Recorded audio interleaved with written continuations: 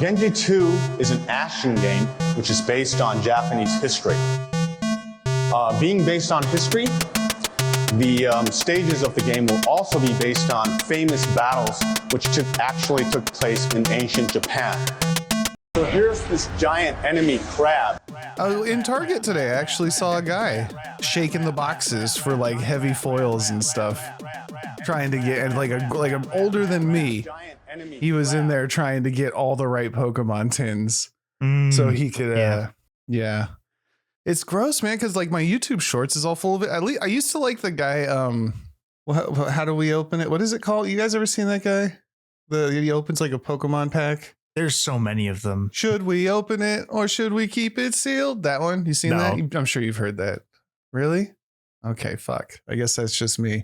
Anyway, I used to watch it and now I'm at this point where I just skip them all because I feel bad for kids who just want to play Pokemon cards. Like, I don't even know if they're real. Like if there's a audience for Pokemon cards for kids anymore. I think it's just grown ass men.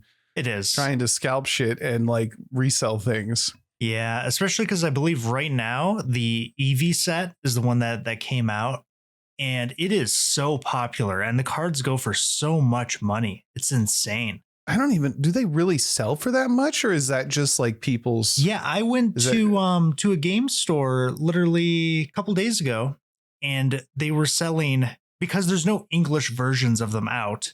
There was a Japanese box of a set of like Eevee cards, right? And it's a small box, and it was $185.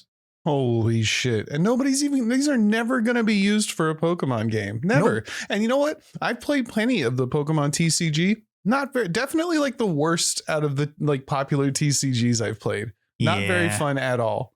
Yeah, well. It's you can build some pretty gross stuff in it too. Yeah. It's like it has this weird thing where it's super casual to get into, but people can make like really good decks in that game. And yeah.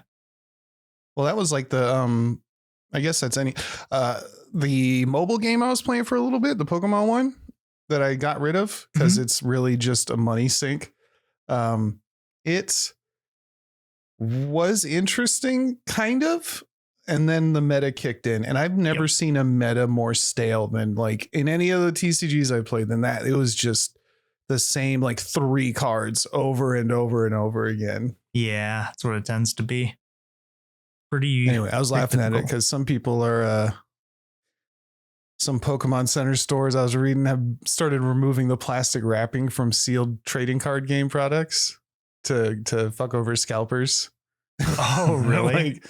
Because you can't sell them back without the wrapping on them, you know? Yeah. They're like, hey, maybe actually buy them. Maybe play the game. No, pretty much all people just buy them, open them, try to get the rare stuff, go get it graded so they can resell it, or just resell the boxes to people trying to do that. Like, that's all it is now. Now, do people buy these boxes and then just hold on to them for like the next bit? Because I know it comes. There was a wave a couple of years ago where like YouTubers were opening boxes, and now there's another one happening. Oh yeah, and that's why the prices are up. But I'd assume, man, I had like the full original set at one point, and I just kind of let it fall apart in the trash. I actually watched a video where, well, I watched because Azumi put it on. But he bought a box from someone for like, I think he said it was like $2,000, like a booster box. And he had opened it to see if he could get his money back. And he like tripled his money off of it. Oh, yeah. It was like insane. Yeah, no. Yeah, sometimes because I guess they got like God packs where you get every single good thing in one little pack. Oh, no, this was just like it's one of those boxes that they would normally give to the store where it just has like 20 packs like a promo pack. I was going to say, I think there's a YouTuber I was watching. Actually, I think it was Max Mofo. Because he has like a Pokemon opening channel. This was an older video, but I think he like paid like very little money for this like box, like collector's box. And he's opening the packs. He just unboxes like a $2,000 card, which he didn't realize was like that much at the time. Yeah, no, that I mean that's cool. The one that really the moment that really turned me off to all this stuff. I'm not big on it, but it was kind of interesting watching. And then I saw, the Costco guys, the kid and dad who are like, we're Costco guys. We bring the boom and doom. Oh, 4 or 5 big booms for your dead brother. Those guys. Oh, those guys. Yeah. Yeah. Okay. I guess. Question. What is that meme? It's they literally, they're TikTokers who basically made a channel out of going to Costco and reviewing products and gained extreme popularity. I couldn't tell you why, because we're not the brightest. We find that entertaining. Anyway. Okay. I just heard it and was like, what the hell is that? It is distinctly not for me or you, probably. Right, cool. I don't know who it's for. It's for somebody. It's for like the late night with Jimmy Kimmel crowd. Like that's who likes that kind of shit. But they were sitting there and it's like, I don't remember the name of the kid, but it's like he gets his favorite Pokemon card out of opening packs. And there's just like, they've spent thousands on these packs and he's just opening them. Yeah. Oh, I got the card I wanted. And he's crying. And I'm like, you could have just bought it. Like, this is such what there's no luck or gambling here. If you're just spending thousands and ripping packs just to get the one you want, like, I don't know. It felt really gross. Yeah. It felt like shooting fish in a barrel, It's like some late stage capitalism shit where even our children's trading cards are being scalped and sold for thousands. Like, what is this? Nothing is good. Everything is bad. What's not bad? Can you guess? I can't. Oh shit. Well, let me tell you here. Dr. Pepper. It's episode. Golly, it's not that. It's not that at all. I like Dr. Pepper. Although Dr. Pepper is pretty good. I was going to say, it's like one of my favorite sodas, man. It's not my first choice, but it's, It's one of my it's like third or fourth. So I didn't mean to derail you that much. That's all right. We'll get back on the rails with episode 40. Is it already 40? Yeah, we're at 40. Or are we at 39? Holy shit. Episode 40 of the Giant Enemy Crab podcast. Thank y'all so much for joining.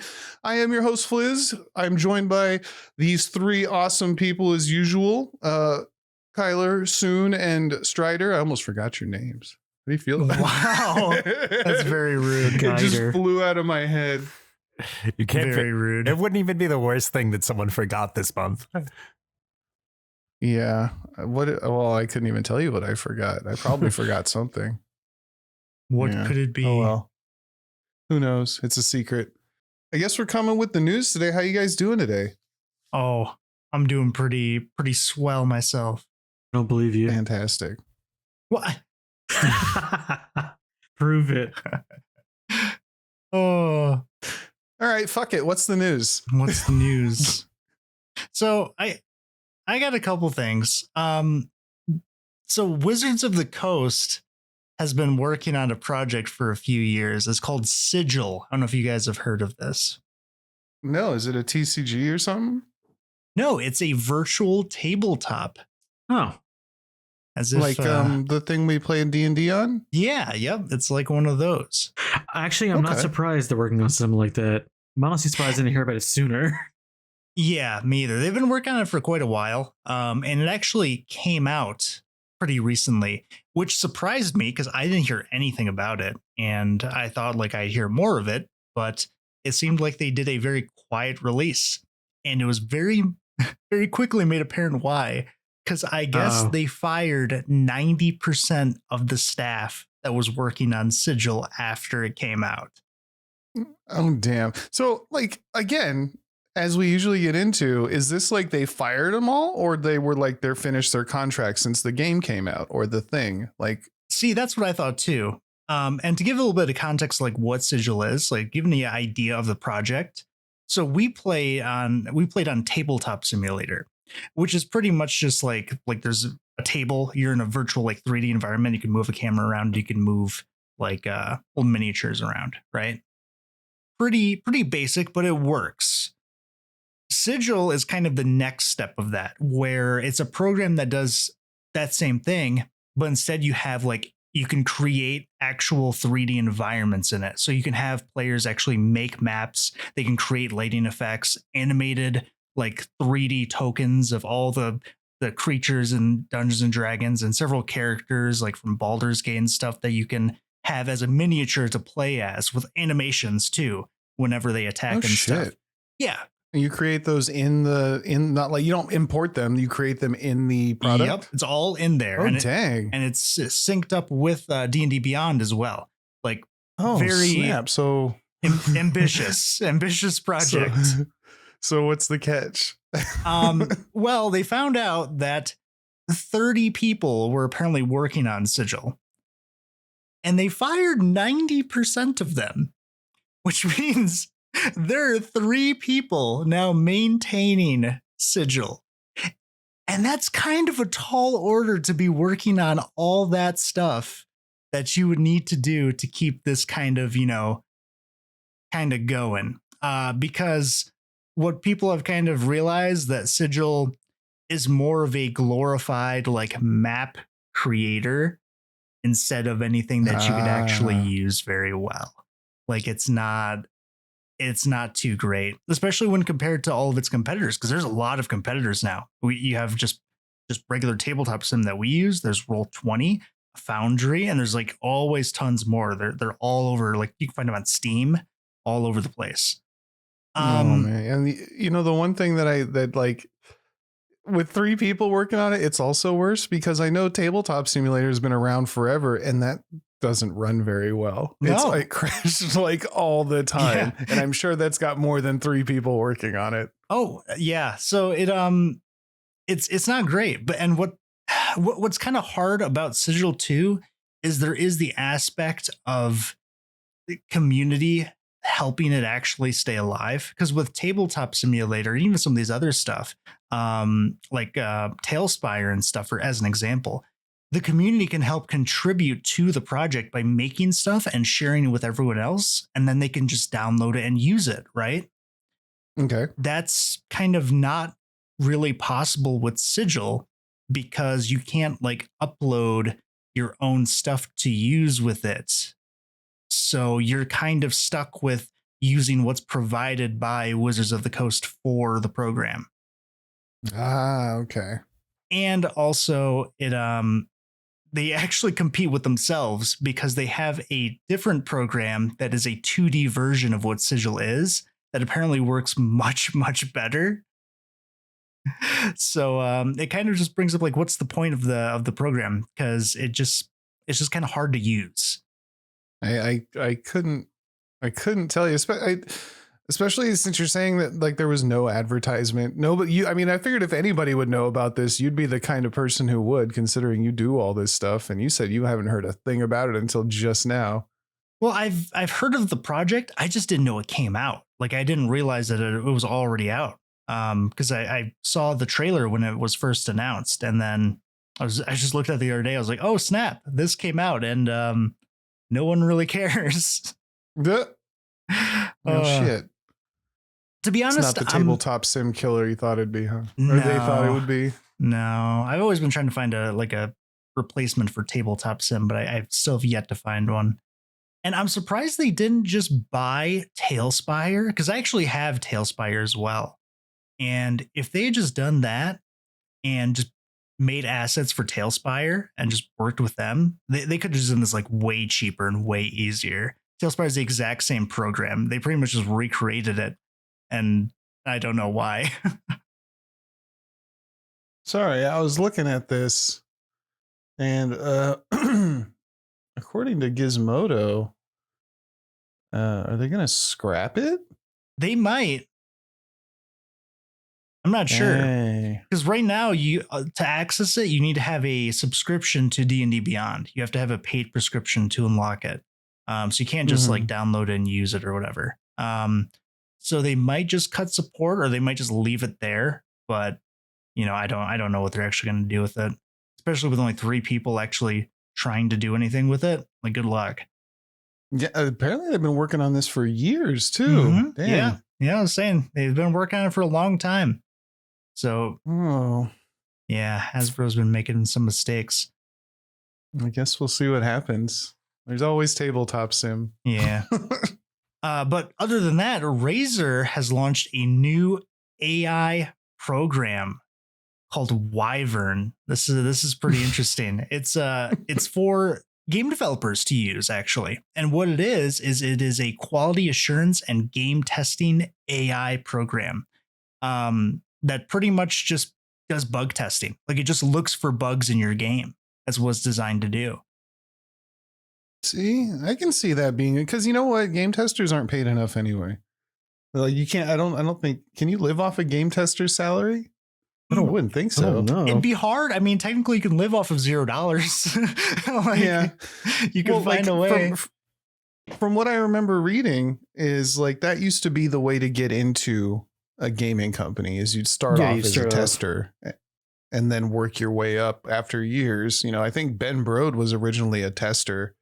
But I don't think that exists so much anymore. I could be wrong, but I would feel that. Yeah, I don't know. Yeah, people hire outside now. Gaming is like they want degrees and stuff now. You don't get to just start and end up, you know, making your own card game. Doesn't work like that anymore. Yeah, not really. But this is supposed to, Razer claims that it can identify 20 to 25% more bugs compared to manual testing, and can reduce quality assurance time by up to 50% and cost savings by up to 40%. So this is a lot. Yeah, I was going to say you don't the main thing is you don't have to pay people.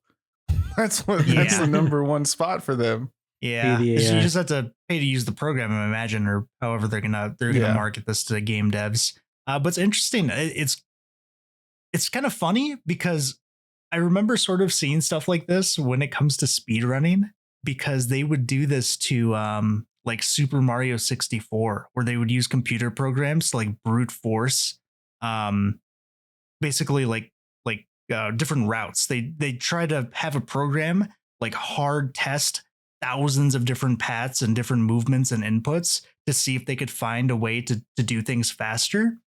And they were able to find some like really big skips because of it. And this kind of reminded me of that.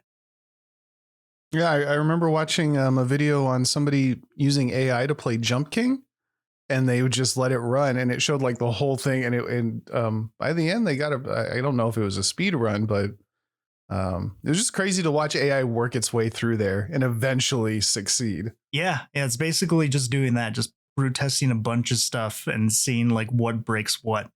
And yeah, so that's going to come out. I'm curious how the quality assurance job market's going to be after that. Yeah, I don't know. It's scary, man. Every article when I'm looking for news for here, I used an AI to search up AI articles. Like, holy shit. You're one of the it's problems. Kind of crazy. I just wanted to try it, but it was it felt really weird. Yeah. And then because I was like, I wonder what happened. What did ChatGPT say about gaming news this week? And then I did it, and then like 4 of the articles were about AI advancements in gaming. I was like, this is a bit much. I'm scared. I just wanted to talk about games. There was something I forgot to look up. I was supposed to read more into it today because I read about it today. Do you know about AI hallucination? What that is? What the fuck? That sounds familiar, but no, I don't know exactly what that is. It's a phenomenon where AI will basically create its own like facts to reference off of to convince you of something or that something is true. It's basically hallucinating that something is real, when if you actually dig more into it, it's completely not. And the danger of it is it makes, when you're reading the results from an AI prompt, because it's providing you like these like basically proof, like sources, you're more inclined to believe it's true. But actually looking into those sources, they don't exist. It's not real, right? Oh, yeah, I believe that. Yeah, this has been a huge problem. Apparently, there was a group of lawyers who was using AI to like create their case, and the sources that the AI gave them to use in the court were hallucinated. They weren't real cases, so they got in trouble for that. To be fair, That's kind of what you fucking get. Do your damn job. Like, Oh yeah, they got in big trouble for that. But that's just an example of like it in action. A big problem that happened just recently is someone was wondering what would happen if they actually use like a deep research AI on themselves and they put their own name in. And it started accusing them of committing various crimes. And like you laugh, but it knew who their family was. Like it knew how old they were and who they were and where they worked and all this other stuff. And it started saying that he had murdered like his 2 sons or something. And Why? Why did it go to that? That's when I you don't type know. Back, you type back to the AI, jokes on you, don't have any sense. Yeah, it was like insane. And people like are thinking that it's probably doing that because it's so used to trying to make interesting like writing stuff to make it more interesting that it's trying to provide that.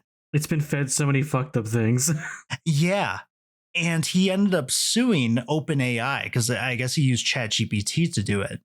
And they removed like basically that prompt. So now when he does it again, it doesn't say that anymore.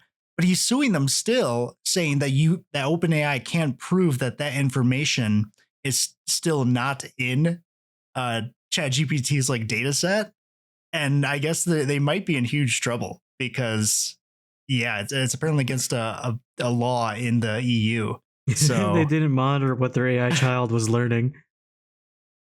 yeah, Jeez, because like when I look up those art, like I try to check that like, or at least the one time I did do this, like I went to this, I got what ChatGPT said, and then it also linked the articles. So I went to the articles, right? Looking through them, at least one of them was written by AI. So it's like AI on top of AI, and I can see how that, like, you ever like my PC, when I start putting things in the wrong places, it starts to go slower and do shittier things until it's like, this can only, you know, the idea that AI is just this magic that does everything, when really it's just pulling off of other shit on the internet where, you know, it's already flooded with other AI applications and uses. So I don't know. It's not gonna be bad. It's gonna be bad. It's already bad. It's already bad. Like being a journalist, like an actual writing articles journalist right now is it's a bad deal. It's not where you want to be right now. Yep. But what's not bad is the Marvel Rivals devs right now, because they are getting a lot of praise for fixing a Penny Parker nerf 9 hours after it was communicated to them. What was the nerf? Which is, it was a Penny Parker like bug, basically, where her mines are supposed to be invulnerable if they're inside her webs, but you could still melee them if like they popped up to explode. So you could just basically ignore her mines completely. You just melee and you'd be fine. Someone mentioned it, I think, in their Discord channel. And the devs responded saying, yeah, this looks like it's a bug. We'll fix it. And I guess they got it fixed in literally 9 hours, like that day. Pretty spicy. That's an insane turnaround. I thought you couldn't melee them before and you can now. That's what the bug was. Like that people thought it was a nerf, but it was not supposed to be a thing that happened. Oh, gotcha. Yeah. So you were always supposed to be able to melee them. No, you weren't supposed to be able to, but you could.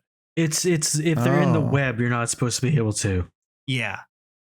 Okay. Like normally, I gotta do some if testing. they're just sitting out there, then you can. But if they're inside her webs, they should be invulnerable. You cannot destroy them. Gotcha. Okay, that makes sense. Yes. I remember hitting one and being like, "Oh fuck, I didn't know I could do that," and that was like a week ago. Yeah. Maybe.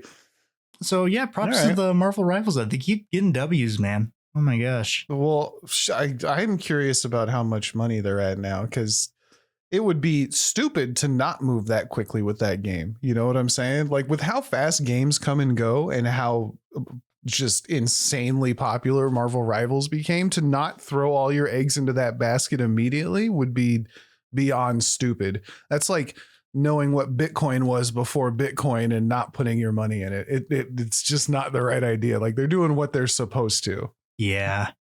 What's crazy too, according to an interview from PC Gamer, the the devs said that apparently they have the largest gaming Discord in the world, with over 4 million I wouldn't people. doubt it.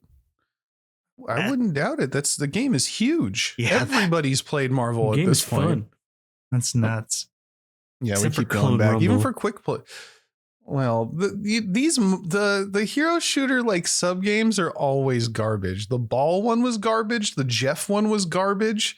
This one is lame, and it was the same for Overwatch. All those extra games were bad too. I still remember being mad that like we waited for a new map all that time, and then they made it a free for all map. I was like, why? Who's playing that?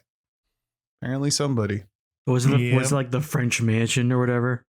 I think so. The Yeah, chateau. because I remember we were waiting for a hot map, or we were at least waiting for them to like fix Horizon or something, or Lunar. I don't know what it was.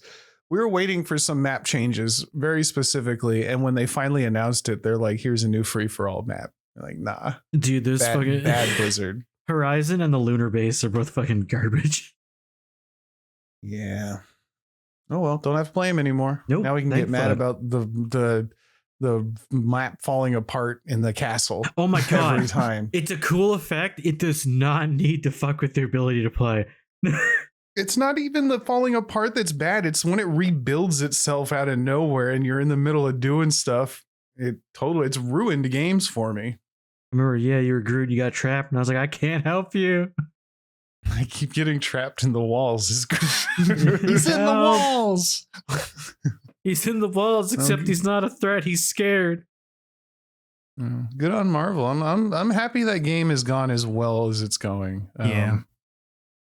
It's nice to have a game again that, because I remember with the old Call of Duties, the feel was like everybody had Call of Duty. So you were playing with everybody. And this is kind of that same feeling where like you start talking about Marvel, anybody, at the bus station is gonna, I don't know why I said that. The bus They're gonna station be able to grandma. talk. You're gonna be at the bus station. You're gonna be like, fuck, I hate Spider-Man. And grandma's gonna be next to you like, fuck, I hate Spider-Man too. It fucking sucks. Yeah, Marvel isn't the only one doing well, because Assassin's Creed Shadows just came out, and apparently it's doing pretty good. Apparently it's performance wise doing really good too. Which is shocking, because like every AAA game that's came out, like back for back, has just runs like garbage. So I'm glad at least Assassin's Creed runs well, because it looks really good too. Give me some time, and next week I can report on some. Ooh, Hell yeah. You guys yeah! I believe didn't me? get it. It's too expensive for me. I bought it while we were like setting up. Oh On god! my conservative gaming Twitter. Oh They god. are so mad that it's got, and it got all these really great reviews from like IGN and stuff, the fucking 9s and 8s. And like, I kind of expected that. Like, I'm sure it looks great and plays great. Like I expected an Assassin's Creed, right? They're so mad. They hate the woke shit. And they're so mad that this game, they're like trying to find any reason to like give it shit when obviously it's like just a game. I saw. Although I did hear. Oh, sorry, go. Oh, I was going to talk about. I'm sure you guys heard about. They had to remove some stuff from the game, right? Did they? Yeah. Like what? Yeah. So Apparently, you could destroy shrines that were actual shrines in Japan. No, that's a no. And they said no. That's a please big. don't That's a do big that. time no. I can understand that completely. yeah, they had to. They made it so the tables and racks and temples and shrines could not be destroyed anymore. They're now indestructible. And citizens without weapons don't bleed anymore. So What? that way they don't bleed in temples and shrines. So you have to be hitting an enemy for that to happen. Citizens without weapons. Yeah. So I guess Oh, I citizens with You're not- weapons. So here's the thing. You're not supposed to attack innocent civilians in those games anyway, unless they're like a target. But then if they're a target, they're not exactly an innocent. You're It's not very supposed to specific. attack the innocent civilians unless you're supposed to attack. unless they're the a innocent target. But again, if they're a civilians. target, then they're not innocent. They're a target for a reason. But I'm just still hung up on all this bullshit when it's like it's a game where you're supposed like you're an assassin, you kill people. What are we really like? What's worse than that? Desecrating a shrine? You're a murderer. Yeah, it's kind of crazy because literally the prime minister of Japan, like, had a problem with it. They said they're going to discuss, and this is a quote from an IGN article, with the Ministry of Economy, Trade and Industry, the Ministry of Education, Culture, Sports, Science and Technology, and the Ministry of Foreign Affairs. Holy shit. Yeah. And wow.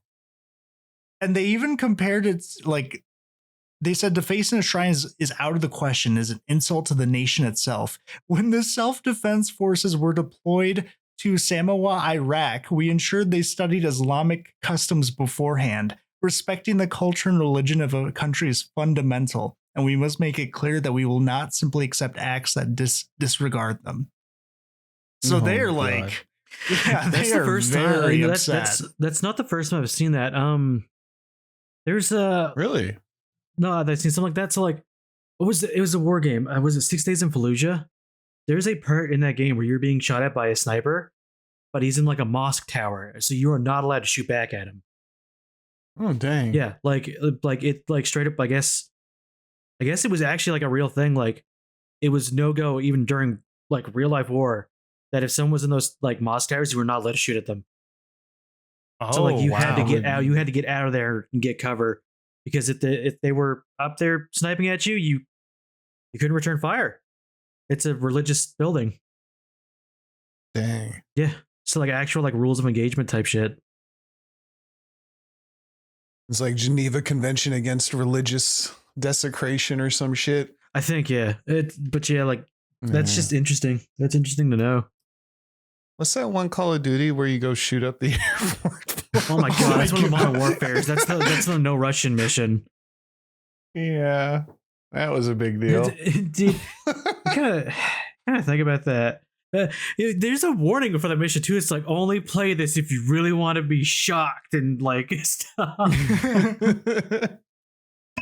Yeah, that's crazy. And hey, look, Russians in a video game doing fucked up shit. Who knew? Who knew? I mean, Yeah, so Assassin's Creed Shadows is doing well. I've heard some very divisive things about it though, like on the contrary. From everything from like the story sucks to the voice acting is really bad. One complaint I saw is that the intro to the game is so long that by the time it's over, you can't actually refund the game. Because I guess like really? 2 hours of mostly cutscenes at the very start. So that's like a complaint I've seen. It's a refund. But even despite that, like most of the reviews are positive. Like I saw said, somebody complaining that the credits are also like plus 2 hours long. Like, that's a lot. Damn, wait, And they made it through the game already? Twitter. Yeah. Oh yeah. Come on. Apparently, well, no, because apparently I read somewhere it's supposed to be 60 hours, even if you're rushing. I mean, there's people out there who don't sleep and have somebody else play with them, so they. I guess. Also, in a couple days, like the game takes this long to beat is always a fucking lie. It has never held up for anything I've played. I mean, yeah, it's definitely dependent on how you play it for sure. For me, it's always. I remember streaming. Hey, you guys be like, play this game. I'm like, how long is it? It's an hour? Okay. And then 3 hours later, I'm still stuck on some fucking stupid puzzle. I'm like, you lied to me. This is not an hour long. it's an hour in normal time, but Fliz time, that's a 4-hour game.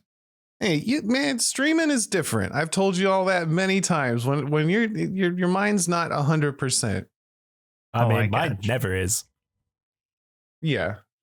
Now do it This is the instant agreement. I mean, I just meant that generally, we're all a little. Anyways, Assassin's Creed. Okay, so do you think Ubisoft will financially recover now that Assassin's Creed Shadow seems to be doing well? What did we say last time? I think we said I think I remember saying, because you asked us this before, I was like, Assassin's Creed is going to do really well, but it won't be enough. That was I think I'm going to stick to that. Yeah. How deep of a pit are they in right now? Well, I mean, their own investors are threatening to boycott and sue them. Aren't they like down? Yeah, because like 90%? for their stock value or something like that in the past 5 years or something. Yeah. It's really Which is like, that's bad. what I was gonna say. Like it depends really on how deep of a fucking hole they're in. Like, Yeah, but I I mean, think- like, I thi- what's that? Like, as long as you show good numbers, like anything could happen. So that's what I'm curious what you guys think, if this will be enough, or if you think it's just going to be like, nah, they're not going to do it. That's what I'm saying, is that this is all they have, right? Is there anything else? I actually don't know. I mean, This it might be their seems it biggest- seems a little bit like it's a lot to put on just one game. You think this could be their last hurrah? It might be, because what was the other one that died? Fucking that one that we liked for a day. X-Defiant. X Defiant. It That's was more dead. than a day. It was, but in the Hyperbole. yeah. Go Yeah. get I him, was being- Spider-Bot. Oh yeah, they used to say that, huh? I was Yeah. like, what the fuck are you talking about? go make some friends or something like that. I will say, running those shield characters with like a shotgun, pretty nasty. I don't. Yeah, I would literally have characters running away from me. Get back here. I just Yeah. I just remember the very first game where I accidentally toggled God mode. How'd you do Hey, that? remember the shield bubble, dude? Yeah. Oh It yeah. bugged out and it put Yeah. it away. I pulled out my gun, but the effect was still happening. So I just got to spend the entire rest of that round invincible. That was like the first day we played. It was huh? literally game one. You fucking exploiter. Fun I game. couldn't even. Don't even know how I did it. I tried to reproduce it to see if it was reproducible. I could repeat it. It was a one and done trick. Yeah. They shadow patched it right after that game. They saw you doing it. Yeah. No, It looks like the only other thing they have is like Far Cry, really. Like the Prince of Persia game you guys said did pretty well. I didn't hear anything about it. Yeah, so I didn't know that it did as well as it did. Me neither, but you guys said it did well. I saw it called like a hidden gem. Yeah. Well, they don't need hidden gems. They need in your face money Gems makers. in your face gems. I'm guessing Siege is still probably doing well for them. Oh yeah. Yeah, okay. Yeah, they'll And for always some have reason, that. For Honor's still alive. Because For Honor will They'll never always die. have that. Because For Honor's great. That's the best thing they ever did. I love For Honor.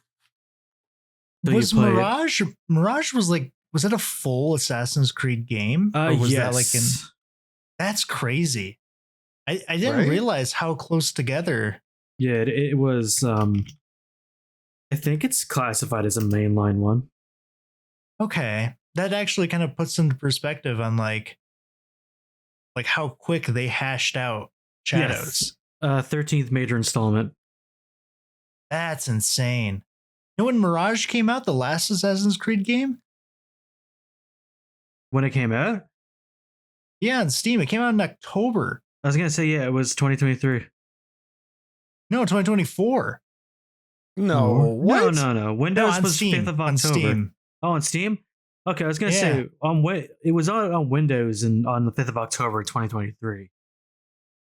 But Steam wasn't Oh, they until had later. it on their Ubisoft Connect thing. Okay, they had their own. Yeah. All right. Still, even 2023, And like 2 years pumping out a game. That's really fast. What's also crazy is Mirage was more in the style of their older games too. They stripped away a lot of like the RPG elements and made it like the older ones. Yeah. And now Shadows Okay. is back to the more recent formula. Which honestly I would say I prefer. I like RPG. Well, I saw Formulas. there's a setting you can basically turn on and off that is insta kill. Like for Oh, if you want to play it the immersive? old way. I don't know, but you can either set it so that you can kill people immediately, like the older games, or you do like damage. I'm trying to remember So, because I think I've read what you're talking about, and I think it's like it's something like immersion mode or something like that. It's literally just a toggle in one of the menus that's like you can kill people in one hit. Have at it. Oh, okay. I see. Like the classic. Yeah, Excuse like me. because I remember the original one, you would just kill people. Oh no, I sorry. think. Immersive mode sets each nationality character to talk in their language. Oh, that's pretty cool. Yeah, so like Portuguese characters will talk in Portuguese, Japanese characters talk in Japanese and stuff. Yeah. Well, Interesting. yeah, that's all I had. So who Well, wanted to go thank next? you. Soon, you got anything? I have some things. There's Ooh, he's got some things. yeah. one thing I found was interesting. Apparently, hold on, my article ran away. Okay, Floated away off screen. It literally, it's trying to throw like pop-ups at me. Anyways, the article. Dude, gaming articles on websites are like almost as bad as cooking recipes. Dude, on it just tried to websites. throw like a McAfee thing at me, and I was like, "What the hell?"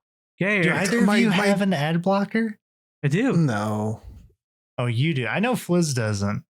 no, because it messes up all my shit. I'm scared. Oh, wait, what I was gonna say though is the article, because I mean, I remember it was apparently the UN contacted the Helldiver 2 devs about talking about was it psychological defense against manipulation because of how good of depictions they've done of totalitarian like regimes. Oh, like the for the country type shit. Yeah, so like, because the article went into kind of like, it was an article on Rock Paper Shotgun, but it went into like their process of how they were like, can we make like a fascist or totalitarian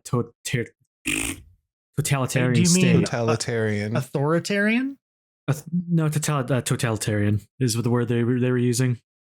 Oh, But like, if you can make like it's because like, really, if you look at like Super Earth and Helldivers, like we're all like, yeah, but like, if a country were to do that, it'd be like, huh.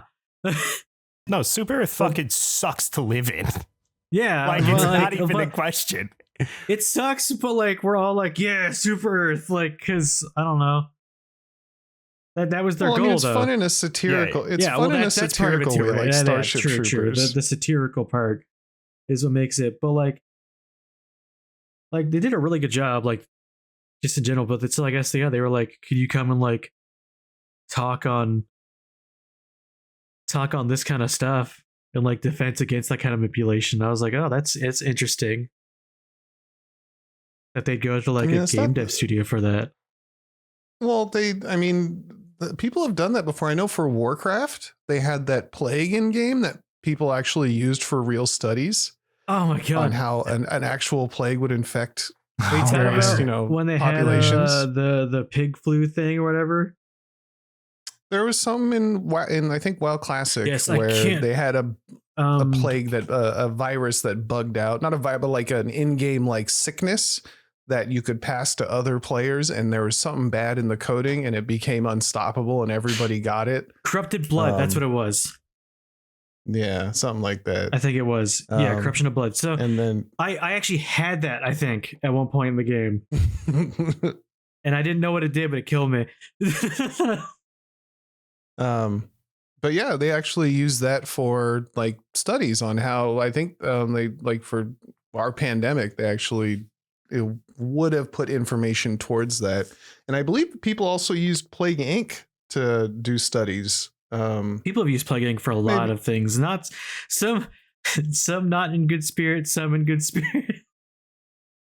Yeah, but like, it's not, I'm just saying it's not the first time video games have been used to demonstrate how things would act. Yeah.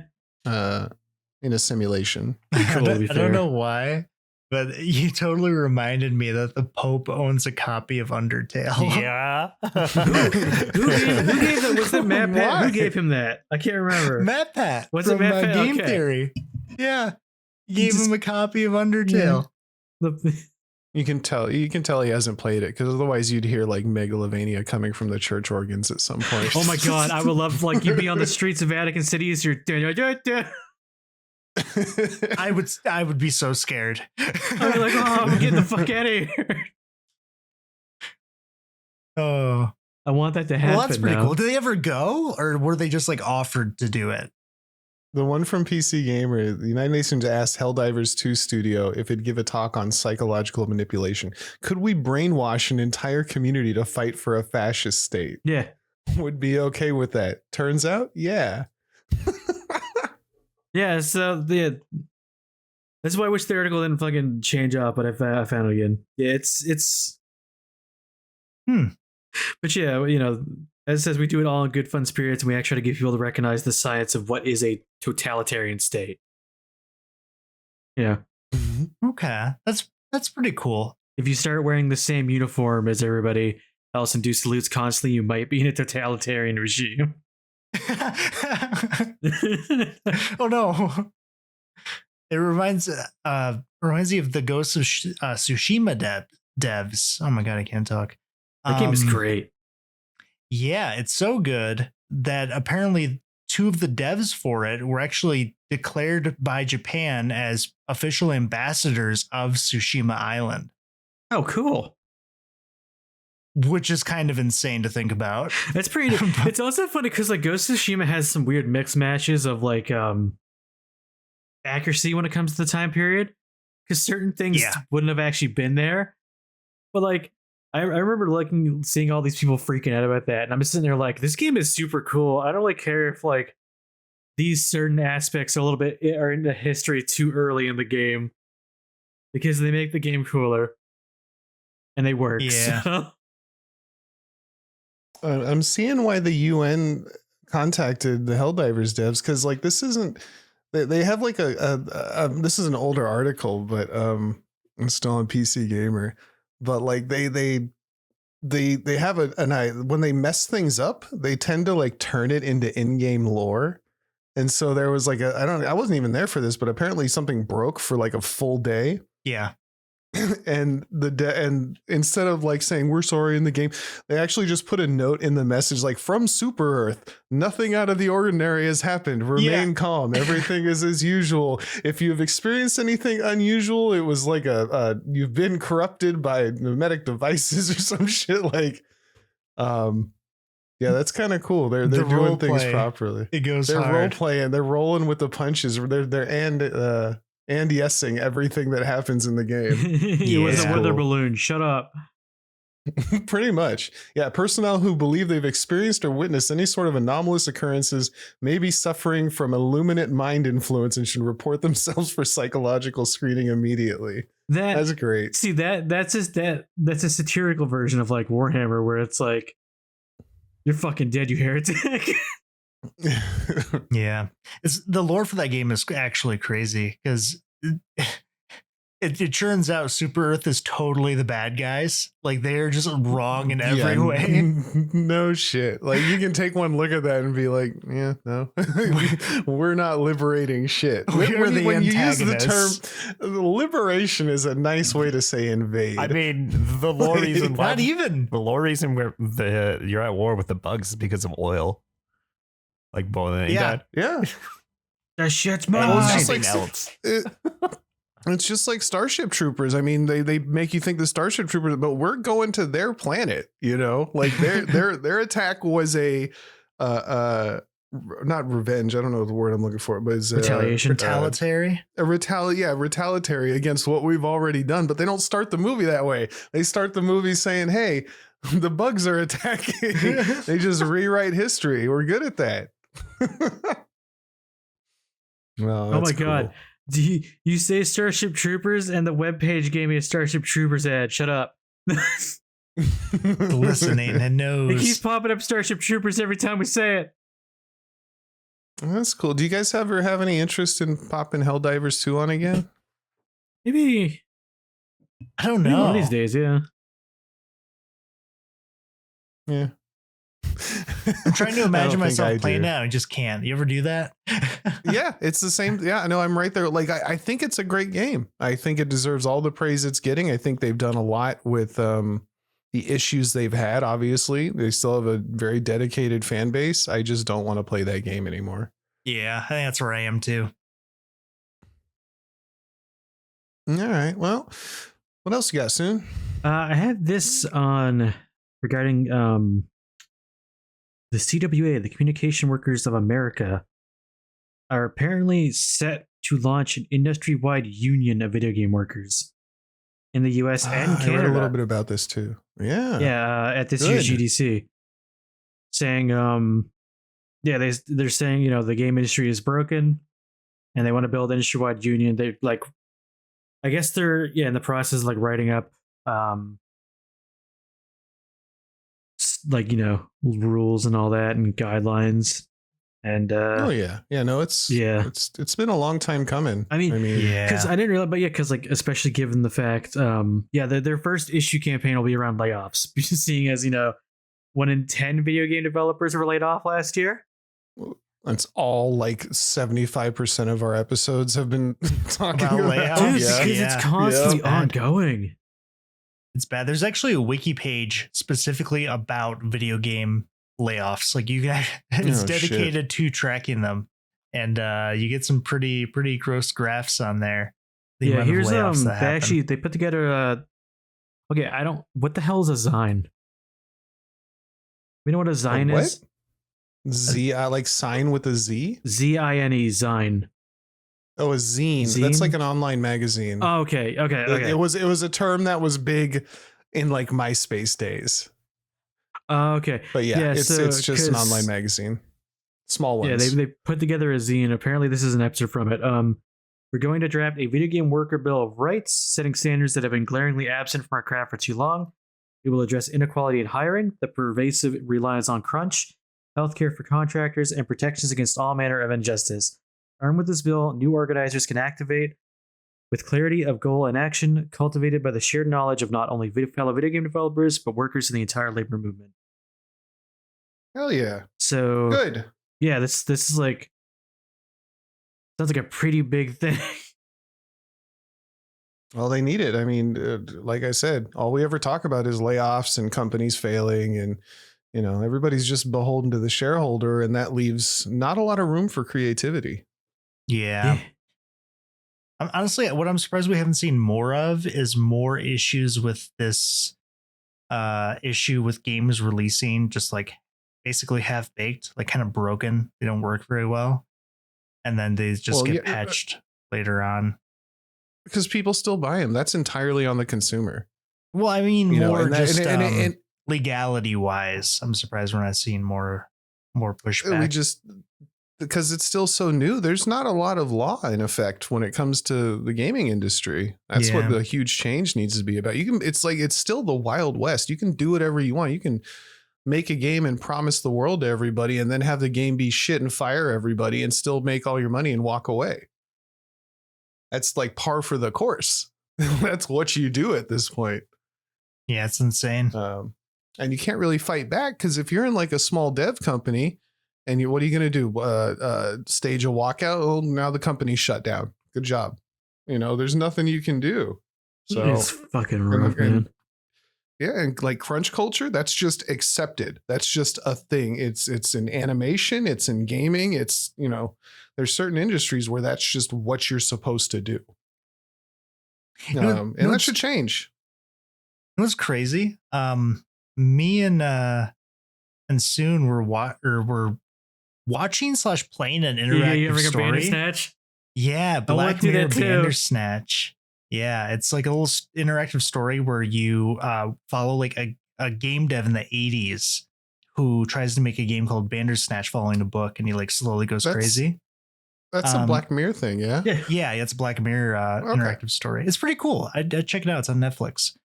I was thinking about that more today, and I was like, man, that's fucked. But one thing that was that stood out to me was the guy went to a game studio to show off the game he was making, and they really liked it, and they wanted to invite him to make it there in studio. And kind of the only way you can really progress is to say you want to make it yourself. And when you do, the head guy there says that he needs it by September. Right? In 3 months? Mm-hmm. Yeah, it's July. They give him 3 months to make a full ass game by himself. Dang. And is that thing a book that's is like 900 pages or something. Yeah. It's like, yeah, it's absurd. And I just kind of thought about it, like, man, I wonder how like real that actually is. Like, where you just have someone who's just like, oh, this looks really cool. Yeah, get this done in 3 months and we should be good to go. And just have no idea of like a monumental task that is. Because as you play through the game, it's like impossible to do. I'm still playing it, but I haven't found an ending where you can actually like make the game properly. Oh my god, dude, every ending they're like the game shit too. Yeah, like any ending where it gets finished, it's like, oh, this guy just never wins. Like, pretty much. Like I don't know. I'm curious to actually see, like, here's some examples of stuff like that. I've seen a couple, like with Anthem by BioWare, of like how rushed and crunched a project that actually was. But I'm always curious to hear more. So if you guys know of any, let me know. Man, we need to find a person who actually work. We need to find a real dev. I know. Not like, I've met plenty of devs who like made their own game. I need to find one who's like in the industry and we can interview him. Someone message the Stanley Parable guy. No, they're making their own. Because I've met plenty of indie devs playing. God, what are those games called? I kept meeting the devs for them. The little horror games. Oh god, now you got me drawing blank on Dread it. Horror Collection. Yeah, Dread X. Dread X. Oh, you know what's funny is it somehow found repopularity, if that's even a word, on my YouTube shorts because I keep getting the "God is coming" audio clips that people are using. I'm like, great, I remember that. Squirrel Stapler, check it out, worth every penny. Dread X Collection is great. Those are great few anthology games. That's what you want to call it. I had to learn real quick. Don't be talking shit on stream because they might show up. You don't want to be an asshole. Saying some. They're always really nice too. I always felt bad. Yeah, you gotta be like, this is kind of whack. Yeah, I made this part myself. I really enjoyed it. I'm like, oh, fuck, the guy's here. Go away. Oh. All right. Anything else soon? There was all right, this was provided to me by Fliz. This comes from Games Radar. Yeah. The update on Pocket Pair with the Power World lawsuit. Oh no. Reading it, it's just more so. Okay, first off, when reading through this, I guess right now, and there's not much on it because it's an ongoing thing, but apparently they're currently also have a fellow indie developer going after them now. Oh no. But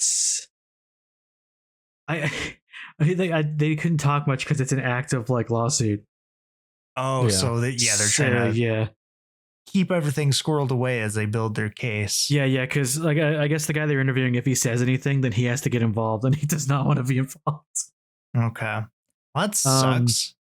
But yeah, so I didn't know. Apparently, do you guys know before they released Power World, apparently they actually had gone through all like the legal checks in Japan and were cleared? I did not know that. Yeah, so apparently they were cleared. So when that lawsuit actually popped up from Nintendo, they're like, what the fuck's going on? You know, that's fucked up. Yeah, I have no idea. They went back to the lawyers, and the lawyers contacted the courts, and they were like, what's going on? And then that's when they discovered it was patents they were going for, which I am assuming, I have to kind of guess, pulling from that information, that patents are a separate deal entirely. They checked with Japan, you said, right? Yes, they were all cleared in Japan. That's why. It's because the patents are the US patents. Oh, okay. Now that makes sense. The fucked up thing is they're patenting them now. That's a hard word to say. My God. Yeah. And basically retroactively setting the date to match what it is in Japan. Huh. Yeah. So that they can sue in the US courts. Legal loopholes, dude. It's fucking stupid. Was that their plan all along? They're like, we're going to tell them it's okay, so now we can bring our patents to the US. I don't know. It's Nintendo all gross. Nintendo might be the bad guy. Yeah. we this comes up pretty often, but like every so often another piece of news comes up and I'm like, Nintendo's kind of a shithead. They can be. They have their ups and downs. I still remember that that I don't want to say that one time, but that's basically what it is, where the president of Nintendo basically just took a huge pay cut instead of actually like doing their usual firings and stuff. So they have their moments. And Reggie's cool, but he doesn't work there anymore. I thought Reggie was done. He is. That's what I said. He's like just chilling. Right. He's just chilling. He goes into his room. He's like, my body is ready. And then he falls asleep. He's still doing shit too. That's the crazy part. What does he do now? Yeah, he's like attending the Game Awards and shit. He's kind of doing side I quests. like Reggie. Yeah. He just seems like he has fun. Anything else? That's all I got. I didn't find much. That's all right. You did plenty. Now on to our boy Jacob with some actual hands-on reviews. What'd you look at this week? One's hands-on, one's not, and there's a reason for that. Ooh, So- I'm What are you excited. doing with the other hand? What's going on? Okay, It's much only like partial my hands-on. first game, I'm going to talk about Bleach. The PC Rebirth of Souls. The PC port is dog shit. It doesn't I work didn't even- for most people, like at all. It's crashing. I think I the saw game, that in the reviews. The game boots without sound. It's a fighting game with no ranked. Also, for some reason. Is it like a real fighter or is it one of those fucking? It's not what an are they arena called? fighter. Arena It fighters? seems like a simple, relatively simple 3D fighter. Simplified. Okay. That's Okay, is simple. it like Naruto, Street Fighter, or Tekken? Who knows? They can't play it. It's like true 3D, so it's not Street Fighter. I guess the closest thing, it's like a very simple version of Tekken, I would guess, is, Okay. or I guess Soul Calibur, because everyone has weapons. But the general idea is that like you have, it's basically the combo structure is like basically just weaving together basic tools, as like how the internal combo structure works. Because you have Like hammer, screwdriver, sword, like that. Toolbox. Toolbox. no, because you have quick attacks, which generate more meter. You have flash attacks. I think. By the way, the terms in this game, we'll have to go over some of them, but they're very stupid. The flash attacks have longer reach, but are slower. Then each character has a unique action button, and you have some tilts. The characters usually have a few tilts. And then the goal of the game is to, once your opponent gets to 30% of health or less, you can either try to drain them completely or try to land an attack that will basically kill that set of life. Because the way the game works is there's basically a point system that as the fight goes on, you'll get stronger and stronger. So characters will have anywhere from 7 to 9 life points. And like when you lose life points the first time, you usually will lose 2 or 3 points based on whether or not your opponent brought you to 30%, hit you with a move, or killed you completely. And then as your points go down, characters, they're basically round enders, get stronger and stronger. Oh, so it's like structured like an anime battle. Yes, it's literally just both, because you go, oh god, if I remember that, you go, so the moves that kill that end a round, or basically are keycon moves, and you have to land them with, oh god, I don't even remember what the fuck the term they use for it is, but it's the R2 button, because other than your basic attacks, you also have a breaker, which is a grab. You have other movement options are step dashes, long dashes, fucking flash step, which is just teleport behind the opponent, and it's also a parry if you time it perfectly. You have a RC, a Roman cancel type move, and it's Oh, they stole it. and also a burst. There's like that are used, I think, by, because you have two gauges. You have your meter gauge. My God. You have your dude. It's all bars. It's all mechanics. You have a basic like meter bar, which is used for your special moves. You have a reverse gauge, which is used for your defensive options and combo extensions like flash step and guard breaks. You have your health bar, which is your ratio meter, and then you have your Kikoko, or whatever the fuck they call it, which is your life point totals. No. Have you actually played this? No, I have not, because it doesn't work on PC and there's no crossplay. So I'm waiting to see if they patch it. I was watching a pro play it because I was trying to figure out, is this a party game or is it an actual fighting game? But And so which is it? it's a very jank fighting game is how I describe it, because characters can have like some truly stupid mechanics.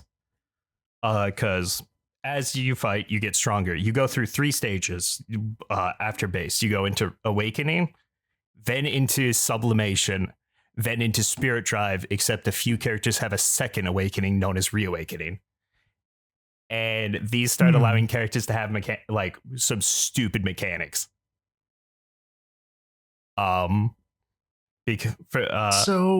what is jank about it? Because it sounds interesting, to be honest with you. Because I've never heard of a fighting game kind of doing something quite it's jank like in the this. fact that like it's not very balanced. Multiple infinites have already been found. Oh, Also character balance is whack. oh. Because- So the bad jank. Yeah. It It badly looks designed. fun, but it also doesn't work on PC with no crossplay. Okay. But no, like for an example, like a few broken characters, at least ones that seem stronger, is for example, Soifon has a with full meter, she can set up a unblockable situation where she can land her gimmick, one of her gimmicks, which is if she hits you with a certain move twice, the match is over. She has her insta kill. She has to hit it twice, and there's guaranteed setups for it. It looks kind of like a scrub killer, but it's also very questionable. It's accurate though. That's how the mechanic works. Yeah, no, it's kind of like lore accurate over gameplay sometimes. Aizen, for example, he can actually negate getting killed if he has enough meter, because he just goes, it was actually all an illusion, and the round resets basically, or he comes back with full health. I can't remember which one it is. This does not sound like a real fighting game. This sounds like an anime fighter, but not like a Guilty Gear. This sounds like a Naruto Ninja Storm type That's thing. what I was saying. That's why I brought up Naruto, because Naruto has that shit. It's like fundamental. It's like more fundamentals of a fighting game are necessary than something like an arena fighter like Storm. Okay. But it's that's fine, because it's- it's fun to have games that are like that. I think I've probably wanted a game like, man, I wish I had a game that actually was like this, like, accurate for what it is, and not just everything's balanced for, you have the super weak guy like Hercule beating up Majin Buu. Yeah, no. Like Aizen has one of the infinites because in his final state, his reawakening, he just flat out gets infinite meter to work with. Oh, Which Yeah. I played one of those Ninja Storm games, and like that, and maybe I think one of the Dragon Ball games, and it's fun to like just fuck around. Like it's better than having like a half-ass fighter like DNF Duel or something. Like, I'd rather just play through the story again and learn more little extra tidbits I didn't know before. it looks more fun than DNF Duel from what I was seeing than the few hours I was watching. Well, that's not hard. It's not, but it's also better than DNF Duel. It's the point I'm bringing up here. If it worked, it'd probably be better than DNF Duel. I could tell it's bad because on Steam, there's on the news hub, the PC crash report thread came out before the launch trailer. Yeah. Oh, That's bad. Oh man. Yeah, and this is looking like a do not buy, at least until it works. It's fine on Is it console. Is it even worth $60? Like this has an ultimate edition for $100. that's kind of crazy. Is it even worth the $60 to get it? Or is this like a get it if it's on sale kind of thing? I would say it's worth $60 if you're a hardcore Bleach fan. If you're a fighting game fan, wait. Skip. But what if you're both? I mean, there's so many good. There's Tekken and Guilty Gear. There's so many good fighting games. Like there's so many good fighting games right now. I can't imagine trying to get on board with this. Well, now As a fighting game. if it works, and sometime in the future, I'm going to have you play it with me. Just seeing how much. Oh, Like, We'll just pick Kenpachi. yeah, I will. I do. There is this lady with the big old boobies smashing them in this guy's face. Posted by Goon Master. which Rengetsu, that whatever her does name not is. help. Which character could that The possibly? one lady she that orange-haired? she's got the butterflies. Yeah, maybe she's butterflies. I don't know. She has orange hair. Oh, not I don't know. what's her name? I can't remember the character's name, but she has like ash powers. Surprise, we don't remember her name. I know she's got Jesus. orange hair and big booba. Yeah, It's she's not got more Orihime. pictures posted than. Yeah, it's whatever. All right, so 0 out of 10 do not buy until fixed. Then maybe 7 out of 10 check it That's out. kind of where, just from what I was seeing. Oh wait, isn't the one with butterflies? Isn't that the Ichigo's like? Oh my friend? god! Just It's the orange-haired lady whose sword turns into not a sword. That okay. That's who I'm thinking of. Her sword just she goes, "Here's my power," and her sword just blows up, and that's it. Like it turns into dust or some shit. okay, that's on Geeko. Yes. Yeah. Her fucking mechanic, by the way, in the game is very stupid. Where she places the dust cloud down, and if you're in it, you can get hit if she swings. Like, You fell into my dust cloud. Bob. I put my sword over there. Dang. Unfortunately, people who can get it running still can't even get like a stable 60 FPS. Which that sucks for a fighting game. Your computer just might die if you try to play this. My computer, dude, I'm just rolling the dice every time I turn it on at this point. I'm not even worried about it anymore. it also could just die while it's If off. Like, your computer's just If gonna it dies, it in the dies. middle of the night. It's I'm been going. doing better since you reseeded stuff though. Yeah, no, it's I took it all apart, put everything back in, reinstalled Windows. I haven't really crashed. I crashed once, and there was a Windows update going on in the background. And Fucking since Windows then- updates, dude. Every time. Yeah, Windows But, screws itself yeah. up more than any other program. I've actually been playing Monster Hunter just fine. I've been playing Marvel just fine. I haven't worried about anything. Marvel crashes sometimes, but I think it just does. It's not. My computer isn't totally shutting off It's just anymore. the game. It's Marvel itself. Yeah, which I'm way more on board that. I Progress. just Let's love get this it. restarted Every then, yeah. time you crashed, it would just be, oh, I crashed is all we'd be able to hear. You would have like Yeah. 3 seconds to tell us what Yeah, happened before Discord we'd cut have, you like- off. You'd have like death comms like from Call of Duty or something. Well, it's nice because it's not just like, even we were playing with our boy last night and he crashed like I used to, and I'm like, good. And I played with my other homie who does computers, and he crashed, his whole PC shut down, and I'm like, oh, it's not just me. Marvel really hates computers. All Never right, had a cool. problem. Unreal. It's unreal. Some PCs are just not ready for Unreal 5. Okay, correction. The only time I've ever had an issue, the game itself will crash, but that's sometimes if I have a controller plugged in and turned on. It doesn't like the button prompt switching at any No. point. Well, that's neither here nor there. So, all right, Bleach has issues. It Big oof. certainly does. Actually, just realized too, it's from the same devs that made Melty Blood. which actually kind of surprised me because people fucking love Melty Blood. Yeah, I thought Melty Blood was like, if you want to play like a real fighting game, that's what you play, right? Like that's a hard one to get into. Am I wrong? No, that's about right. It's definitely one of the more complicated modern fighting games, I think. Yeah. That's crazy. Yeah. All right. I want to check out a Melty Blood at some point. I think I was looking at one of them and I just did not see a single character I thought I would have gel with. Maybe someday when they're on sale. All right. Well, thank you for telling us not to buy the Bleach game.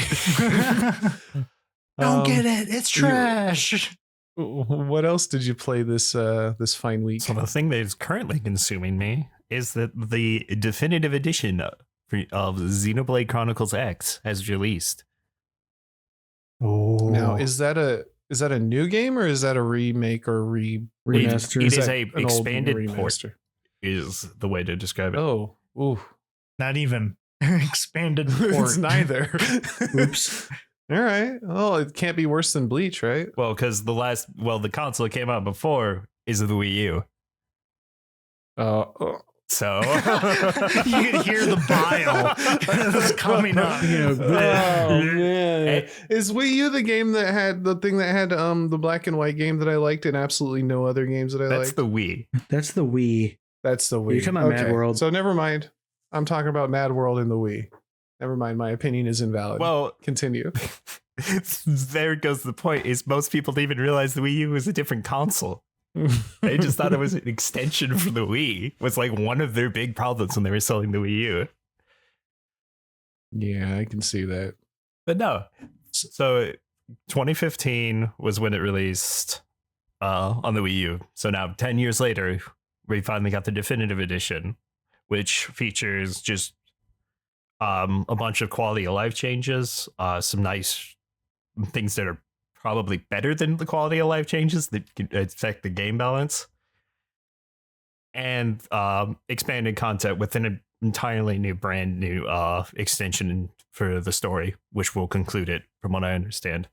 But I have not gotten there because it just came out on Thursday. So I have zero. Like this is one of those like I don't know. You had to kind of be brought into this kind of game growing up for me. Like these really like dot hack and stuff like that. I know it may not be the same kind of game, but I look at that in the same genre as like a very Japanese game or a very JRPG, right? Yeah. What kind of game is it? That is it? One of those? It's definitely a very, very heavy JRPG in terms of both like feel and like tropes. Okay. I don't say that as a bad thing. I say that as in like it was hard. Like that audience didn't really exist over here for a long time. Yeah, because if I'm not mistaken, Kylar, you played it, right?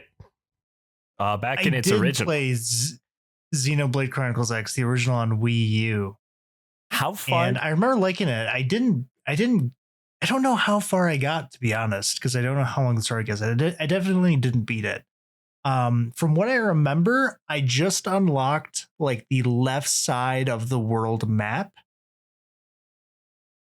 And that's where I stopped playing. Oh, are you talking about the top left? Was roughly what? I think so. Because that's the end of the game. Is it? Yes. Okay, then that's where I got. Good. Was to there. Yeah, because that I believe was chapter 12, and it's the finale of the game, at least the original game. Okay, yeah, that's how far I got. I played it for a long time. I remember, and I think I just kind of like zapped myself out of it, especially because you know how I play JRPGs. Oh man, I was playing it forever. And it's kind of a weird game because from what I remember, it's cool, but the mechanics are like so almost convoluted in a way. It feels very strange. It's almost like you're not really playing a game at the same time that you're playing it. It's hard to explain. Like, I'm kind of looking at it. It looks like a mobile game, honestly. Yeah, kind of. A little bit. There's strategy to it. But the problem, if I remember right, the most of it was kind of you're more preparing yourself for a fight than what you're actually doing in the fight. It's like an idle RPG. The problem with the original game, it's definitely better in this version, is that they don't explain so many mechanics. Yeah, I remember that. I had to Google shit all the time because I didn't even know like how to heal. Like I couldn't figure out how do I heal myself like in these fights, because I remember it sort of mentioned something about it, but I didn't actually know what triggered healing. And I think it was a certain attack that does it. Yeah, it's there because the way Xenoblade fights work is there's no items. It's all through either sustain in a fight through your abilities or just finishing a fight before you get killed. Yeah. So you just go off of some of my favorite points from it and just kind of work through it. It has my all-time favorite video game world to explore. The planet Mira is my all-time favorite world to explore in a video game, and that still holds true even with the Definitive Edition. Yeah. It was one of those games I remember because I also played Monster Hunter Tri Ultimate on the Wii U. And I remember thinking, like, how fucking cool would it be to have like this world as like a Monster Hunter game, though? Because one of the really neat things about it that was frustrating but really cool was the game did not give a shit where anything was, like where it placed stuff. You could be walking around somewhere and there's just this unstoppable monster flying in the sky right above you. And it will just look at you and you would die. That stays true to a lot of Xenoblade like Chronicles games. Yeah. It's so much more apparent in X because the planet does not, there's no like flow of like this area is like for this level and then over here's to this level. It's you wander and like the first 5 enemies you could be like level 10, 50, 70, 30, 12. Oh yeah. Like everything will murder you if you're not paying attention. Yeah, you can't just walk, like it's an open world game, but you can't just walk around like it is because you'll just run into something that will whoop your ass. You have to pay attention. So even though like you can just walk around wherever, you really can't. You have to actually navigate through everything, and it's really stressful.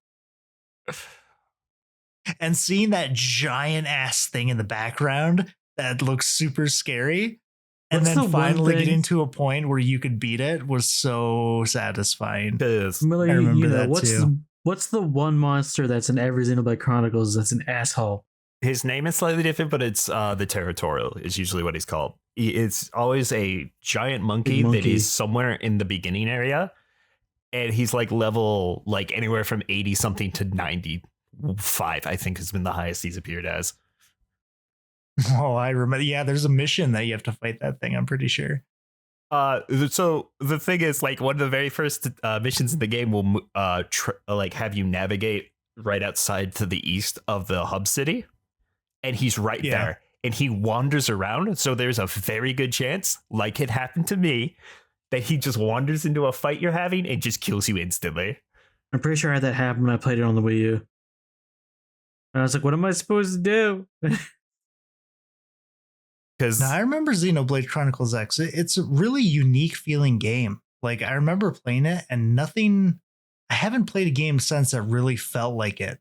And that's why I was kind of sad that this is just kind of like, they're just porting it over. And it's cool that they're coming out with new content for it too, but I was really hoping for like an actual remaster of it. Oh my God, I really would have liked that. I think it's the battle track. Black Tar. Oh yeah, the Black soundtrack. Tar. The whole soundtrack is so good. Stuck on a different planet. Shout outs to the NLA night theme for Stockholm Syndrome and me. It did like eat it. Yeah, it's just constant too. The fucking night, the NLA night theme and the NLA day theme are some of the most interesting like hub city music I've ever heard. And this was also the game. This was the first time I had heard Hiroyuki Sanno's music, and it's what made me love his music because I'm still a fan of his music to this day. But another thing that's really cool about Xenoblade X is that, as you kind of got into it, is the sense of progression as the game goes on. Because partway through the game, you eventually get the ability to buy and own and use mechs, which provide both new abilities to navigate around. You can reach locations that you couldn't before. There's a significant step up in strength when you earn them. And they play slightly differently than the characters do than when you're on foot. And then even further along, about 75% of the way through the game, you will get one of the best traversal option in the game, which is you get the ability to fly with your mechs. Which just means once you get there, you can go anywhere and do like everything in the map is now accessible at that point. And there's only a few places that actually like require flight. But it means once you have that, everything is accessible to you in terms of reaching any place in the game. And there is basically no out of bounds in this game. If you see it, you can go there. And the first moment that you take off is one of the greatest feelings I've had in any game. It is one of the most memorable times when you take off for the first time and the flight theme kicks in and you get to just see the world from that you've been navigating for 30, 40 hours from the sky is one of my all-time favorite gaming feelings. And the one thing about the game too is I remember you had to like grinding in that game. You kind of had to do like, you can't just go mission to mission and just play it. If I remember right. Yes. You have to like try to get stronger. Because eventually you're not going to be able to keep up if you just try to do the story. Yep. Because the way the story is structured is that there's like between each chapter is hard requirements in terms of you need this level, you need to have completed a certain amount of each area. Or you needed to complete these other side quests that are related. Because I haven't gotten into them yet in the Definitive Edition. It's been way too long since I played them. But I remember that the main meat of the game is this game has fairly interesting side quests. Yep, I remember that too. With the quest outcomes and quest chains changing based on your choices. In they feel more the main meat of the game than the story is, than the story missions are. But both complement each other. Is from what I'm remembering. I haven't gotten into the side quest because right now I'm in chapter 10. Chapter 10 is my next main, and if I look at the main city, there's like 70 quests. At least that's what it feels like. Yeah, thinking. So, how much is it like to get the definitive edition? It is a full price game. It is $60. $60. That's that's a lot. Do you think could you recommend it to someone who had never played a Xenoblade game before? Yes, because it's how I started Xenoblade. You think so? Yes, especially with some of the changes that have been made in this version. I will say, to be fair, that I think X is where I started too. I didn't finish X, but like I have finished like 1 and 2 and almost 3. You know, because X is my favorite Xenoblade game to this day. But like to go over some of the changes in Definitive Edition, a big one is you can change your party members out at any time. You don't have to go find them in the city anymore. Everyone levels up with you. Like everyone's gaining EXP even if they're not in the party. The grinding missions that were originally locked in post game are available immediately. There's a new mechanic called Quick Cast, which is there's a bar you get at the start that fills up at the start of every fight automatically, but it allows you to cast arts that are on cooldown to help speed up the early game, and also to use to handle some gameplay mechanics easier. Okay. Does it run well? Because this is on the Switch, right? You Yeah, have to play it on. It's the best looking Xenoblade game, but it's still 30 FPS. Though there is someone found out a unfinished 60 FPS mode that might be signaling that it's going to get a toggle or something for the Switch 2, because there is the Switch 2 presentation. I believe that's happening at the beginning of next month. Yeah. Yep. Okay. But it's very much still, it runs like a Switch game, 30 FPS. But it maintains, I think it maintains 1080, which is kind of absurd for the Switch. Yeah. And the giant game world it has. Okay.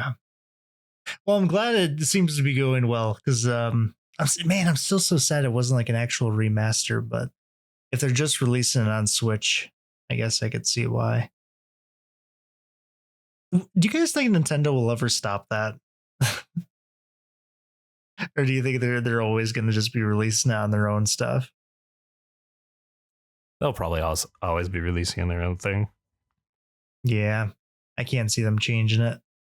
The thing, Well, I think they're going to be the only ones, because I think Microsoft is basically going to be releasing like PlayStation exclusives pretty quick here, right? Yeah. Nintendo's kind of on its own boat. Yeah, they're the only ones that really do it now. yeah, no. Also, one of the other very important quality of life features is that if you need an item for something, it points it out on the map now. Oh shit! You don't have to go stumbling around for multiple hours trying to find something. Okay, I might have to get it and check it out then. Yeah, I'm I do remember tempted to liking get it that as game well. a lot. I never finished it. I've had a much smoother time playing through it this time, and I from both just playing more of the Xenoblade games and them also explaining the mechanics clearer. And there's a like glossary gameplay term reference that you can reference, like full of gameplay tips and explanations. Yeah. But first, I need to beat freaking Fire Emblem Three Houses. You're never gonna do that. I've almost done it. I've almost mastered every weapon. I'm getting there. Masochist. All right. Well, you got any final words on Xenoblade, Mr. Strider? Other than definite recommend. If Definite recommend. I like it. Should I play it? no, I mean, I like. Did you say no? Why? Because you were talking about the mechs, and I was like, man, that sounds a lot like Final Fantasy VII when you first get the ship that's able to fly over the place. And I remember do. Like, I know that feeling. I've been there. I played a JRPG or two. I played Tales. I guess that's a very simple JRPG, but Well, if I remember right, the actual gameplay of like how the fights go down is just the the skills. You press them when they come up, and then eventually they'll come back and you press them again. Your And character like you auto can switch mobile game. weapons. Yeah, all the other characters attack on their own. yeah, like you're saying, it's just all about your setup before you fight, and then you almost don't even need that part of it. Yeah, so I just don't know if that would interest you. because the combat does have some depth to it, but it's not there at the beginning. It takes a while. Yeah. Like one of the big It takes a while because until a lot of it comes from builds and augments that you get, and also because the thing with this game is there's a job system, but when you finish a tree off, you master its weapons, so you can use the weapons and their arts, their skills, with any other class. So once you've mastered the whole tree, you have any combination of weapons and arts available to you with melee and range weapons. And then there's Yeah, see, that's cool. Then- That's like go for it. and each class like will unlock skills with the first class you have actually having the most skill slots. So it rewards you for mastering every class, and then you can kind of cope for your own build after that. It's making me think of the Final Fantasy that I like that everybody hated. The fucking one with the Gambit system. Oh, is that a 10? No, not 10. No, 12. I think it's 11 or 12. It's 11 or 12. It's Because one of those. 11 was the old MMO, right? I think. Yeah. So I think it's 12. 12. Yeah, I believe it's 12, yeah. Yeah, 10, 10, 2, 11, 12. Yeah, okay, 12. Yeah, 12. That had the Gambit system where you basically set your characters up and you just let them rock. Yeah, they do their own thing. You know, I like that. I probably would just hate it based on the look of it. I'm looking at it. It honestly looks good. I think images of it don't do it justice, to be honest with you. You need to play it. Yeah. Because one thing about it is like the sheer scope, like you can see out through everything, which totally changes when you're actually playing the game. So don't judge it just based off of screenshots, because trust me, it just doesn't, that's not what you want to do. I will say the other main thing, especially for you, Fliz, is the playtime. This is a big fucking game. Yeah. It takes Yeah. it takes a long time to get through this game. Even if you're just doing the main stuff, like not even doing any of the side things, it's going to take you forever. Yeah. Like you could probably play like 4 other beefy games and like 3 other beefy games and get them done with before you finish this. Yeah. I still got God of War. I Yeah. mean, that was my main thing. I'm not going to, I just don't have time. Yeah. Because that was also one of the main reasons is because I'm at approximately 25 hours. I'm 3/4 of the way through the normal story. I haven't done hardly any side content. I spent the last like 3 hours grinding to a level break point so that I could afford basically the strongest mechs that are the strongest mech that is available to you before post game. Okay. So you still got quite a bit of game left is what you're saying. I have, so the one of the primary goals of like completion is that the entire map has like, it's basically segmented into these hexagons that each have an objective on them, which is anything from complete a certain mission tied to them, kill a boss, which are known as tyrants, plant the data probe, which is just what allows you to see these objectives in the surrounding areas, and also has a secondary mechanic where it helps you get an ore and money passively to finding a treasure or something like that. But I think to 100% it is roughly 200 hours. 180, 200 hours. And that's if you're following, like, if you know what you're doing, if you've played it before. Oh, jeez. Like, it is a beefy game. Yeah. I did look too, and they have like upgraded all the graphics in the game as well. Yeah, I guess the graphic fidelity is improved. You could argue maybe they did a bit too much because they've straight up like kind of redesigned some of the characters. So it's to fit with the newer art style. Yeah. I think so just keep that in mind. I think for the most part, the characters look better. Yeah, but, I like the looks of all of them. All right, cool. Yeah, I think if I'm going to get into another JRPG, I should just continue with the Final Fantasy series. I never even finished 15, never touched 16. Yeah, I'll just continue there. I'll leave these not obscure, but lesser known ones. 7 to go through, part 1, part 2, and a few more years till the next part. I'm gonna be waiting 10 years for that shit to come out as a group on sale. I know. And I'm okay with that. I am not paying $200 for a redo of a game I played 10 times. What if the pack? What if all the packages together is $200? No. What game was this? I'm not paying the fucking Final Fantasy VII remake. Oh, yeah. I know it's a different game or a sequel or something. I just, it's, you know what I mean. You know what I was thinking about the other day, too? Is, fucking Demon Slayer. I know this is kind of like off the rails, but Demon Slayer, they're making the last things like all movies. It's going to take me literally a decade to finish Demon Slayer. Like, yeah. Oh my God. Unless you I'm read the manga. I'm going to assume that it's going to be done in 2027. Because I mean, think the Fate movies were 1 year apart, roughly. Were they? Okay, Yeah. good. I'm just wondering how many times I'll rewatch. I've already seen it like 5 times, maybe. Like the every episode I've seen probably 5 times at this point. Having rewatched it many times, so I mean, maybe it'll be up to 10 by the time it finishes. all I know is those movies are gonna look beautiful. Dude. Yeah. Oh, this. I know I shit on that series a lot when we were watching it, but like watching it a second and third time, I'm like, fuck. This That's is pretty cool good. stuff. Yeah, it's got cool it's a stuff. pretty good story. I like like compared to a lot of the stuff I've tried watching in between, like it's got way more substance, surprisingly. There's things I don't like, obviously, but the story is I want to see where the story goes. Yeah, because the 3 movies are going to be basically nonstop. It's like there are no breaks left. Cool. I'm excited.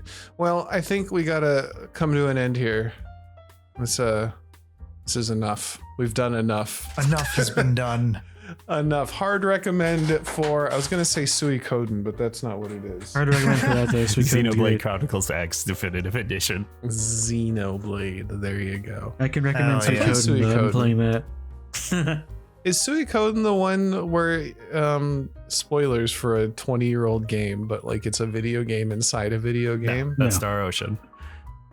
That's Star Oh, Yeah, Ocean. Star Ocean. Dude, I was gonna play that. Oh, It's Which actually Star pretty- Ocean is it it? was Then I'll let pretty you good. give me shit. oh, jeez. Oh, until the end of time. I think I had a Star Ocean in my wish list somewhere. Okay.